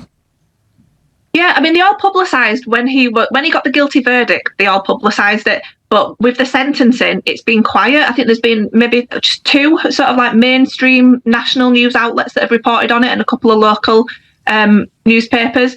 Nobody's really talking about the sentencing, and I think they do know that it's very heavy-handed. But I wonder if one of the reasons is because we're unapologetic about it. What usually happens is if you do something naughty and then they hound you and jump on you and attack you, if you apologise, I think they like the public to see that. We're not sorry. You know, we're nationalists. We're white people. We love our race. We love our people. We believe our people exist and should be the majority of the population in Britain, and we're never, ever, ever going to apologise about that. So I wonder if they don't want to publicise Sam's case and our organisation with regards to this matter, because they're not going to get that apology. And there's no point in apologising anyway because they never accept it. What would your husband say right now, who's sitting there in a jail cell for his speech in the once free nation of England? What would Samuel Malia be saying right now if he was on air? He would say thank you to everyone who's publicising his case and all the support that we're getting as well. And I mean, we filmed a video of him before he went into the court for his sentencing. And he just said, don't let this deter you. I want people to stay involved in the struggle, people to keep telling the truth. I want people to push back against this anti-white system that's attacking us and oppressing us so much. That is his main message, really. He doesn't want people to give up. He wants people to get involved, join the struggle and play your part and just push back against All right, Laura Towler, stay there. Let's hear more of what your husband would say, who's in prison for thought crime in the UK. Stay with us. All right, coming up next hour, I want to do a deep dive on the economy, and we've got a lot of documents here, but even NBC News reports $1 trillion every 100 days is being issued by the Treasury. Now, Biden's put out more money in the last 3+ years than was ever put out in the first 248 years or whatever it is, the country's existence. I live here too, okay? And the same monetization of debt, and this has happened worldwide, so it's not just here. I don't wish this on anybody, but we need to be ready for the crash landing. We need to admit we're in this situation and not stick our heads in the sand. So that's coming up next hour. Now, Laura Towler's husband is a major political prisoner, Samuel Malia, M-E-L-I-A, 2 years in jail for posting stickers online that say our borders are open, we're being replaced, stand up for yourself. Meanwhile, you turn on any Hollywood movie, whites are the devil, whites all need to be killed, professors, leftist, whites are inherently evil. And we're supposed to sit here while they do all this. It's not enough to call us racist for no reason.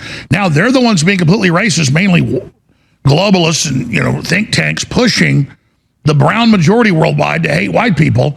And then white people are like, hey, I'm not going to take this. Well, we'll just throw your ass in jail. So, Laura, I asked you to talk about what your husband, if he was here, would talk about. I wasn't looking at the clock. I didn't realize the break was coming up. I'm sorry. Start over. Your husband is in jail right now, but we're going to send him prayers and energy and love and support for his free speech. What would he be saying right now? Start over, and then what do you want to say about your husband right now and why you chose this fight? Yes, well, sorry for talking when your break was about to start. Sam, if he could get a message out there, he would say what he said in the video that we filmed before we went into court. And that is just to don't be put off by what's happened to him, because I honestly do believe that we're the majority of people. If you look at the response to what's happened to Sam, 99% of the comments on social media are supporting him. Even people who don't agree with him are saying he has the right to say this. And by the way, start over. I just want to say this. That's why they want you silenced, is because you're good people standing up for yourselves under attack. And people resonate. That's why they want to silence you, because courage is contagious. Sorry, start over.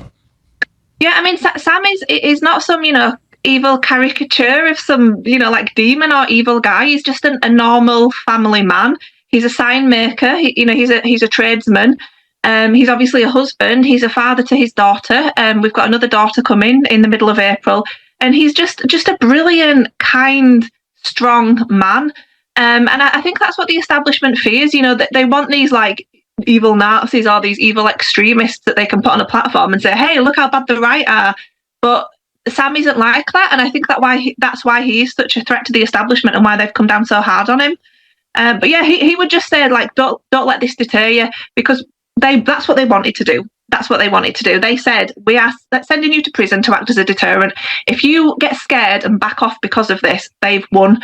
So what you need to do is get involved. You don't have to be at the front. You don't have to be picking up a megaphone like Sam did and shouting in front of loads of people. There are things that you can do behind the scenes. You can write articles. You can raise awareness of stuff on social media. We've got a hashtag going at the moment, #FreeSamMelia. You can get involved in that. You can financially support organisations that are going out and doing homeless outreach like we do at Patriotic Alternative. There is so much that you can do, but get involved. Use this as a sign to get involved. What's that thing about where when they cut someone's head off, like 10 more stand up in its place? That's what we need to do in response to this. Well, it's really an amazing moment. And I notice on X, where you're still banned, I think Elon should restore you guys just for the fact you're political. I mean, Hamas and Hezbollah are on there literally murdering Jews, and that's okay because, oh, well, they're a political group. But then, and I think it should be there so you can see what they're doing. I think what they did was wrong. I think what Israel's gone too far now and what they're doing with attacking the civilians is wrong too. But we can all have our own opinion right on that. We need to be able to see the facts. But overhead shot on this, it's in mainstream news. This judge is famous for letting people with child porn and pedophiles off. So this judge looks like a really, really nasty guy. What do we know about this judge? Well, this has all come out since he sentenced Sam.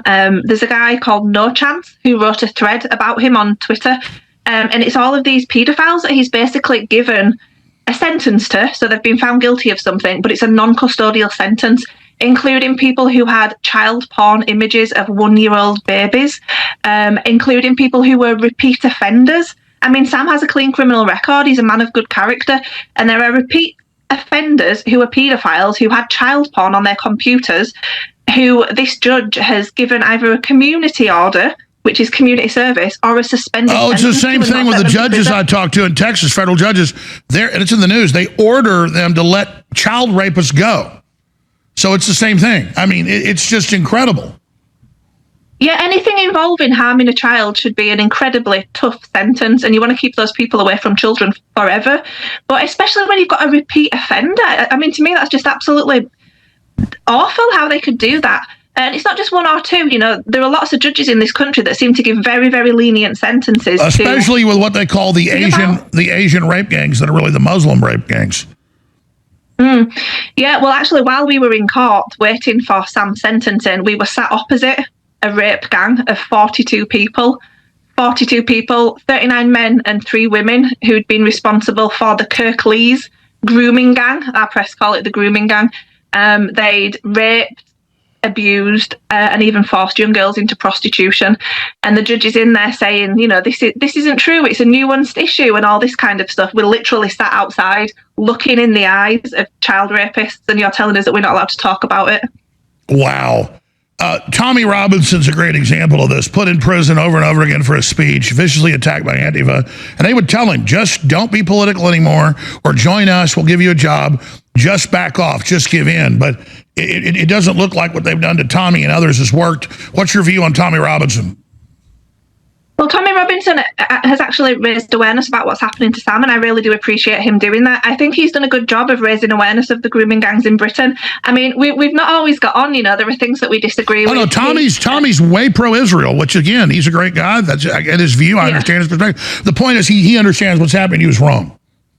Yes, exactly. And I really do appreciate him doing that because he does have a big platform. And when he spoke about what happened to Sam, and he did seem really angry about it, he raised awareness about that to his followers and to people who were looking at him, and we are thankful that he did that. Whether it was, you know, for genuine intentions or not, he still did it, which we do appreciate. All right, Laura Towler will get updates from you. Stay in contact with us, patrioticalternative.org.uk, and people can go out for themselves and see the thought crime stickers. I agree with about 95% of them. I disagree with some of them, but hey, he has a right to do it. And I think it came from a good place, but even if it came from a bad place, he has that right. And I think you're a very good lady. And I would imagine if I talk to your husband, he comes off like that in the videos I've seen. And I think you're standing up for yourselves. And compared to the left, your racial vitriol is like a 1 and they're a 50. You know, a scale of 1 to 10. The left is off the hook, anti-white, anti-Christian, anti-European. And we need to stand up for ourselves. And I stand up for everybody, folks. I fight hard against the fact that over half the abortions in America are black kids. I don't want to kill black babies. But I also don't want them raised up to hate me because I'm white. See, it is nuanced. Thank you so much for joining us. Thank you for having me. And yeah, everyone who's listening, please continue to kick up a fuss about this. Thanks, Alex. Enjoy the rest of your day. All right, you stay in contact with us, okay? Okay. Because I look up and a year goes by. As soon as there's an update, next week, 2 weeks from now, you reach out to us and we'll get you on, okay? Thank you very much. I will do. Thank you. The lady has a lot of courage. She's a good person. Again, what white people are doing in response to all this anti-white racism is a 1 or a 2 on a scale of 1 to 10. The left is like a 50. I mean, they are off the chart, foaming at the mouth anti-white. And it's the ADL, folks. They're racial politics. The closest things to Nazis I've seen is the ADL. And I'll just call it out because I believe in Martin Luther King Jr. Judge people according to the character of their deeds. I don't look at color. But I'll tell you this, I'm not going to sit back and be demonized and attacked anymore. I'm done. I told everybody this. And it was this last summer. My 6-year-old daughter went to a summer exercise camp. And she doesn't make stuff up. And she's smart. She sounds like a 30-year-old woman when she talks. I tell you, she's just amazing. And she said, Daddy, you know, during lunch, they played these videos about how white people are bad. And I confirmed it was real. It's a cult, folks. You send your kid to a 6-hour-a-day sports camp, and they don't even say it's political, and it's got high ratings, and they're brainwashing your 6-year-old. She's like, am I bad because I'm white? And then I went and looked it up and found out they did that. And I was like, okay, this is it. It's over. I'm not going to be intimidated. I'm not bad because I'm white. I'm not going along with this anymore, folks. And black people or anybody else, they're telling you you're bad because what color you are, you should stand up for yourself, too. I'm going to break. Please remember, we're listener supported. InfoWarsStore.com has incredible products. You need Nitric Boost. You need Turbo Force. You need Next Level Foundational Energy. They go together. Turbo Force, Next Level Foundational Energy, Body's Ultimate Turmeric Formula, Nitric Boost, up to 40% off right now. Those sales are about to end, by the way, because X3 and X2 are coming back in the next week or two. Those sales are about to end on turmeric, on it all. InfoWarsStore.com. And get a Team Humanity t-shirt while you're there. Team Humanity will be...